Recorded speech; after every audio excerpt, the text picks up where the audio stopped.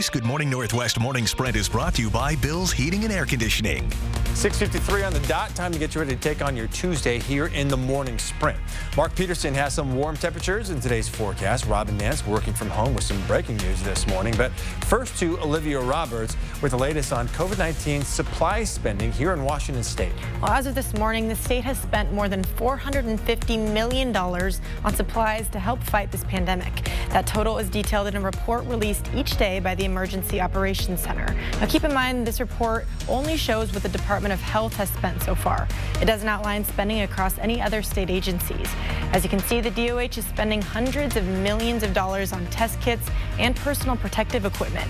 We're also seeing that hundreds of thousands of dollars have been spent every day on things outside of the budget, like the department's payroll. As you may notice, the total number here is higher than what each cost would add up to. We've reached out to officials for an answer to this. What we do know is that the cost of testing equipment is massive. Governor Jay Inslee says Washington State will soon be ready to take another small step down the path of reopening. A week from today, you'll be able to get back on the golf course or go to your favorite fishing spot. Most state parks will reopen on May 5th with social distancing rules in place. Camping and large gatherings are still not allowed. As local businesses work to stay afloat, local leaders are looking for ways to throw them a lifeline during the stay-home order. The Business Recovery Work Group and other local organizations have started an Inland Biz Strong survey.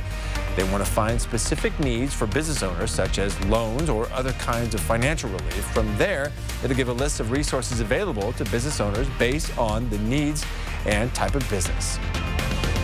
The Spokane Symphony Orchestra had to cancel the remainder of its season, furloughing all 70 of its musicians. But now musicians who need help can apply to receive financial assistance to help pay bills, pay for groceries, and other essentials during this time. Many of the symphony's musicians earn wages equal to part-time employees. The symphony will continue to pay health insurance and instrument insurance for its musicians, but that's it. The Musicians Relief Fund hopes to help fill in the gaps with the community's help. To find out how to donate to the fund or apply if you're a musician with the symphony, visit this story on KXLY.com. Breaking news this morning, Washington Attorney General Bob Ferguson is telling a Seattle-based business to stop selling what it is calling a COVID-19 vaccine. AG Ferguson says the company North Coast Biologics claims to have developed a vaccine that has made the owner immune to the virus. That false vaccine is being sold for $400 right now. In a cease and desist letter, Ferguson states that there is no treatment or vaccine for coronavirus yet. More breaking news. Tokyo 2020 President Yoshiro Mori says if the pandemic is not over by next summer, the Tokyo Summer Games will be canceled. The Olympics and Paralympics have already been delayed 1 year from their original start date this June. A woman once classified as a sexually violent predator is now living in Spokane. 62-year-old Laura McCullum was convicted in 1990 of raping an 18-month-old girl. She served prison time, then was classified as a sexually violent predator and sent to McNeil Island. She is one of only 2 women ever to have lived there. While at McNeil Island, she disclosed that she sexually assaulted other children and mostly attracted to kids from infancy to age 8. She received treatment on the island over the years that a judge agreed that she no longer fit the criteria to be considered a sexually violent predator. 2 weeks ago, she moved into a home in the 1400 block of North Lincoln. McCullum can live where she wants, do what she wants, as long as she is registered as a sex offender. You can read more about McCullum's history right now on KXLY.com. Throughout eastern Washington and North Idaho, we're going to have a really cloud cover on the move today. We're not going to see any shower activity. The winds are going to be light. Things are looking pretty good. When we take a look at our temperatures for the day, 61's a normal high. We're expecting temperatures in the mid-60s throughout our part of the world.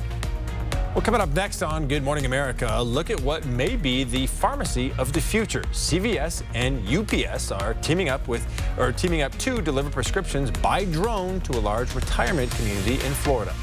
Not only are we proud of that and helping the customers, but it also is getting the goods that they need for their health back sooner.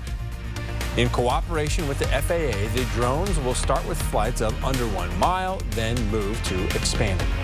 And Santa Claus is coming to North Idaho way earlier than expected. Starting today, the big fella will return to Coeur d'Alene for a Christmas and quarantine food drive. Coeur d'Alene firefighters with IAFF Local 710 will travel around town in their throwback fire engine collecting food with jolly old St. Nick. We'll show you how you can help the cause Tomorrow on Good Morning Northwest, Mark's going to have his final check of the weather coming up right after this.